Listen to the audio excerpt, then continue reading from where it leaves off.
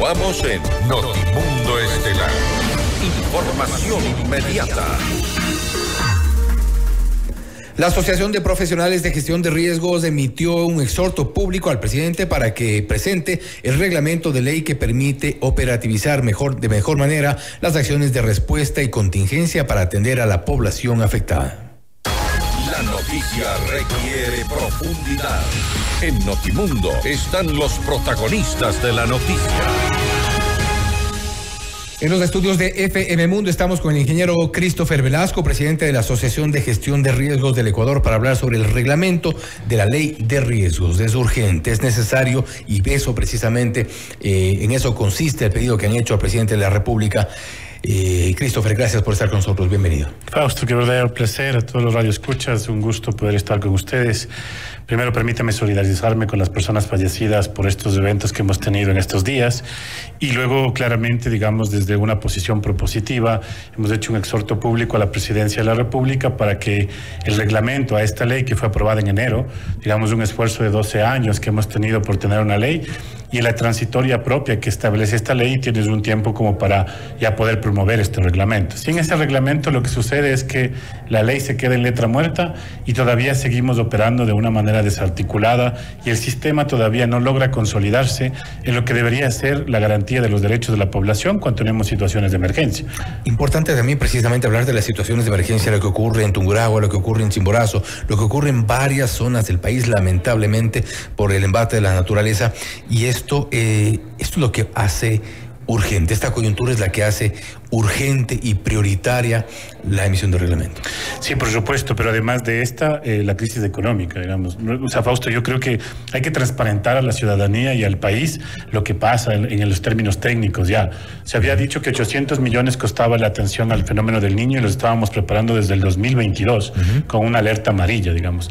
Toda la institucionalidad se volcó a trabajar fortalecimiento de COES, se reportaba desde la institucionalidad varias acciones con la ciudadanía, con los diferentes organismos, y se supondría que muchas de las provincias que están ahora inmersas, digamos, en estas emergencias, tienen los niveles de preparativo más adecuados. Pero cuando esto se contrasta a la realidad, cuando no hay la gasolina para la cuestión de la camioneta, cuando no tenemos el suficiente personal, cuando no existe la cuestión de horas extras, cuando no existe, digamos, la posibilidad de contar con toda la asignación presupuestaria de los 22 millones que está para el 2024, es bien complicado pensar a gestionar de una manera mucho más prospectiva los riesgos, porque la atención a la emergencia, creo que eso hemos sido repetitivos en decir que es algo que tenemos capacidades, que el Ecuador se ha ido fortaleciendo en esas capacidades, que no hay que dejar de fortalecer esas capacidades, pero hay que pasar de esa mirada, de esa atención hacia una lógica mucho más anticipatoria. ¿Sienten ustedes que hoy por hoy es una prioridad de las autoridades llevar adelante los planes de contingencia y solventar esta emergencia? Yo creo que, Fausto, en las diversas prioridades, en la crisis económica, en la crisis política y en la crisis climática que tiene que enfrentar el presidente Noboa, creo que esas prioridades no necesariamente están dadas sobre los temas de gestión de riesgos. Les pongo un ejemplo. Y por eso fue necesario el exhorto. Por supuesto, porque una de las cosas que nosotros hemos hecho, independientemente del gobierno de turno que se encuentre, es poder hacer un llamado a poder conciliar y a trabajar de manera conjunta, entendiendo la situación. 10,000 millones de dólares en un hueco fiscal no es fácil como para administrar una cosa o sea, es decir, hay que entender desde la empatía también que quien asume el rol de ser secretario tiene una responsabilidad administrativa, penal y pecuniaria sobre los fondos que utilice. Y un tema de gestión, por supuesto, que tendría que hacerlo para tener muchas cosas más óptimas. Pero solo por darle un ejemplo de por qué no es una prioridad. La asociación en el 2022 entregó al Ministerio de Energía y al Ministerio de Agua, Ambiente y Transición Ecológica el Plan Integral de Gestión de Riesgo para el Sector Eléctrico Nacional, donde teníamos previsiones claras de que íbamos a tener estiaje y que teníamos que hacer algunas acciones de contingencia para evitar la cuestión de cortes de energía al 2023 o al 2024. Y cuando llegamos recién nos enteramos que el clima ha variado, digamos, recién pensamos como que el pronóstico regó recién, digamos, cuando tenemos unas tendencias y unos escenarios que nos muestran claramente que a la dependencia de la generación hidroeléctrica debemos hacer algunas acciones. Ahora se exacerba más, porque, Fausto, la variedad climática no es un tema de discurso, no es una lógica de solamente los científicos discutiendo una teoría, es una realidad. O sea, la forma en cómo se comporta el clima en el país no es la misma que hace 10 años ni hace 20 años. Entonces, por tanto, nosotros debemos entender que la capacidad adaptativa de la población y también, evidentemente, los temas de reducción de riesgos deben ser una prioridad. Hoy tenemos un eje 5, lo hemos luchado tanto en el Plan Nacional de Desarrollo. Ese eje 5 que tenemos en el Plan Nacional de Desarrollo, ¿cómo se está operativizando? ¿Con qué recursos? No tenemos recursos en el aparato fiscal. ¿Cuáles son los recursos de los binacionales, de los bilaterales, digamos, por ejemplo, los acuerdos binacionales que tenemos en cooperación? Porque nos hace falta no tener recursos para seguir haciendo lo mismo. La mochila de emergencia, el simulacro, la cuestión de comprar kits, etcétera, sino para pensar cómo mejoramos el sistema de monitoreo hidrometeorológico, cómo tenemos mayor monitoreo sobre amenazas como la volcánica. Hoy estamos lamentando la cuestión del puente y la afectación de toda la cuestión de un tramo de la vía y evidentemente la pérdida de vidas humanas. Pero la activación del Tungurahua comienza a tener indicios, digamos. ¿Y qué vamos a decir ahí? Que no teníamos información. Entonces creo que seguimos cayendo en este círculo vicioso de la respuesta sin tomar unos elementos importantes de sistemas de toma de decisión anticipada que nos permita tener mucha más claridad de cómo reducir los impactos negativos. Y tenemos varios ejemplos de estas amenazas que han estado latentes, lo que ha ocurrido con menos impacto en la población, evidentemente, en el volcán Sangay, en el Reventador, lo que ya nos tiene constantemente en un problema que además no termina. No sabemos qué va a pasar con Coca-Cola Sinclair, por ejemplo, que es una de las zonas quizá con mayor afectación en todos los sentidos, porque ha afectado a todos los sectores estratégicos. El BID en el 2022 entregó un estudio sobre los puntos críticos en la red vial estatal. No recuerdo si son 130 o 136 puntos críticos que tenemos. Por nombrarles uno, digamos, San Luis, digamos, la erosión regresiva. Ya. Esto compromete no solamente a la mesa, compromete la cuestión de la producción del crudo, compromete la generación eléctrica del 37% que establece Coca-Cola Sinclair, o que aporta Coca-Cola Sinclair a la cuestión del Sistema Nacional Integrado de Electricidad. Esto además evita que tengamos una comunicación con la Amazonía. Si no tenemos la vía Baños-Puyo y no tenemos la vía, digamos, sobre la cuestión de San Luis, ¿cuál es el nivel de comunicación con la Amazonía? Totalmente aislada, digamos. Y por el otro lado, ¿qué significa esto en los términos productivos? O sea, en esta reactivación que no sé si todavía logramos despegar de lo que fue el COVID-19, porque siento que todavía estamos en esta cosa de querer arrancar esa reactivación, pero si no tomamos en cuenta el cambio climático y la gestión de riesgos como un elemento clave a esa reactivación, va a ser bien difícil. Yo le pongo un caso. Para que el Fondo Monetario Internacional le pueda dar el crédito de 4.000 millones del gobierno, le debe haber pedido que tenga un piso de protección social. Es decir, que los estándares de pobreza o umbral de extrema pobreza y pobreza tenga una cuestión de atención del Estado. Hay un crédito del Banco Mundial, 500 millones en el Ministerio de Inclusión Económica y Social, que tiene unas salvaguardas específicamente para el tema de riesgos, como cualquier otro acuerdo que podamos tener con el multilateral. ¿Esos recursos dónde están cayendo? ¿Es necesario, Fausto, le pregunto, tener un sistema de alerta multiamenaza en el Ecuador y gastar 300 millones o 300.000 en otro estudio? ¿Usted ha revisado el sistema de alerta de todo el perfil costero? No es necesariamente funcional. Los simulacros no son al alcance que está planteándose desde la ciudadanía, desde las organizaciones, desde el mismo gobierno local. Entonces, creo que hay que orientar la cuestión de los recursos de una forma. Y hacia allá, por ejemplo, permitiría que un reglamento, la ley de riesgos, pueda lograr eso, lo que ustedes llaman la operativización de la ley como tal. Esto incluye el uso de recursos, la canalización de los recursos para estos sectores. La consultoría que está elaborando el PNUD para hacer el reglamento, porque creo que en el Ecuador una de las cosas que debemos comenzar a cambiar es que la consultoría per se no es mala, pero hacer política pública solo desde la consultoría es un error, digamos. Tenemos que construirla de manera más participativa, porque al final los dolientes somos aquellos que operamos ese reglamento o esa ley. Entonces, en el reglamento que está planteando el PNUD, sí había un fondo, o hay un fondo del 1% que dice que va a ser una cuestión de una tasa, de una contribución que va a estar establecida hacia la cuestión de los ingresos de los excedentes de las empresas privadas, que va a ser un gran fondo para la reducción del riesgo, digamos ya. Ok, si eso existiera, digamos, y si eso pasaría, digamos, tenemos un fondo que no tendría que estar vista para la atención de las emergencias, sino para divulgar mejor cuáles son los peligros, para entender mejor qué cartografía le damos a los gobiernos autónomos centralizados, de contingencia, para trabajar cosas preventivas. Pero los papeles, como los planes de contingencia, los planes de emergencia, los planes de respuesta, si no están construidos con los actores locales, si no están estructurados desde su propia lógica, cuando pasan las contingencias o las emergencias no son aplicables.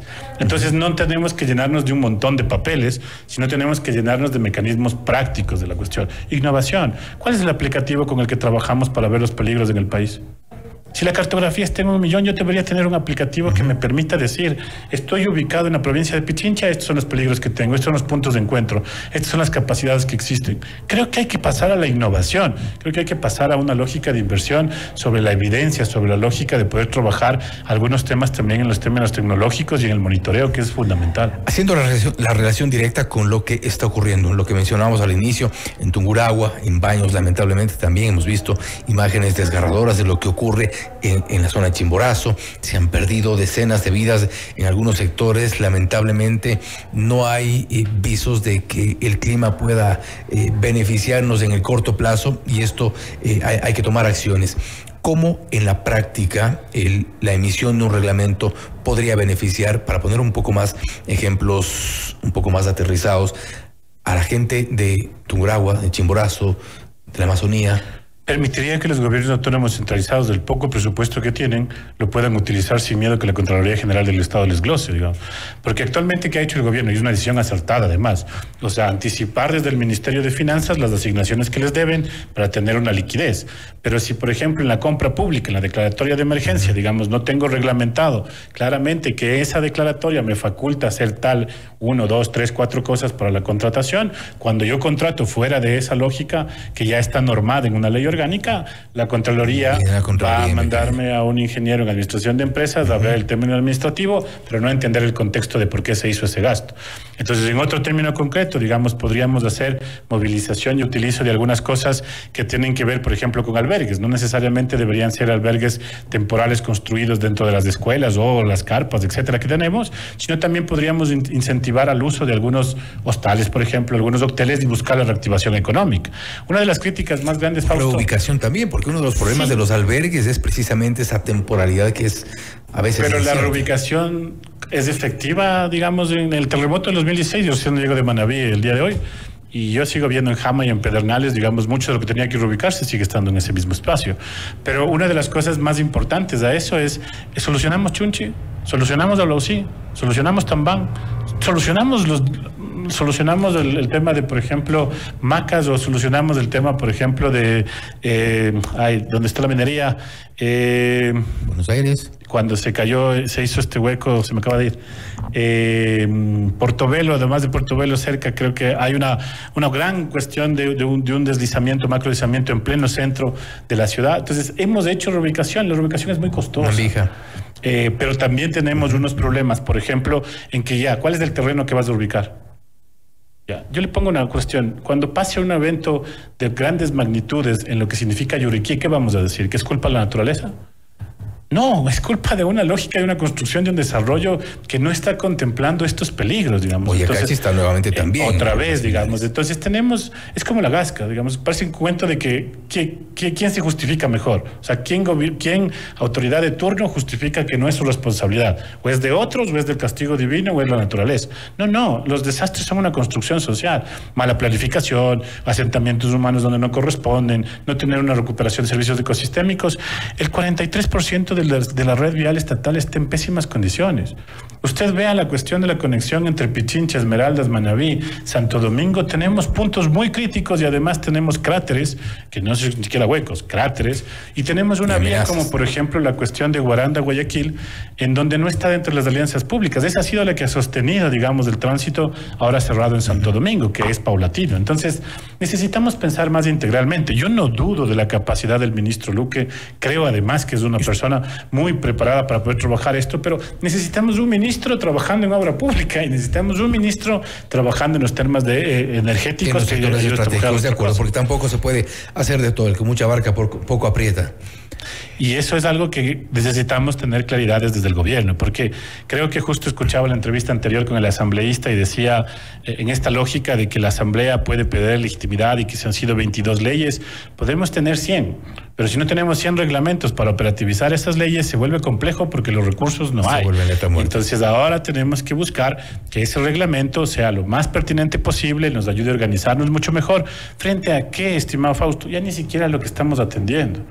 frente a ese fenómeno llamado la Niña, que va a generar lluvias intensas también y va a generar prolongación en sequía, que va a implicar que la poca o mucha producción que tengamos en el agro tenga afectaciones, que va a implicar otra cuestión sobre cortes de la energía eléctrica, y entonces al final del día el llamado, digamos, siempre respetuoso al gobierno, entendiendo las diferentes contingencias que tiene que enfrentar a nivel económico, político, etcétera, pero sí es necesario tener claridades de cómo el tema de riesgos no puede ser pensado en la atención a la emergencia, porque son millones de dólares y pérdidas de vidas humanas que son irreemplazables, ¿no? Estamos de acuerdo. Es el exhorto que hace la Asociación de Gestión de Riesgos del Ecuador al presidente de la República, al Ejecutivo en sí, para que pueda emitirse el reglamento, lograr que sea operativa la ley de riesgos. Eso aliviaría muchos de los problemas hoy por hoy que se viven en varias provincias del país y otros que se advierten en el resto de zonas.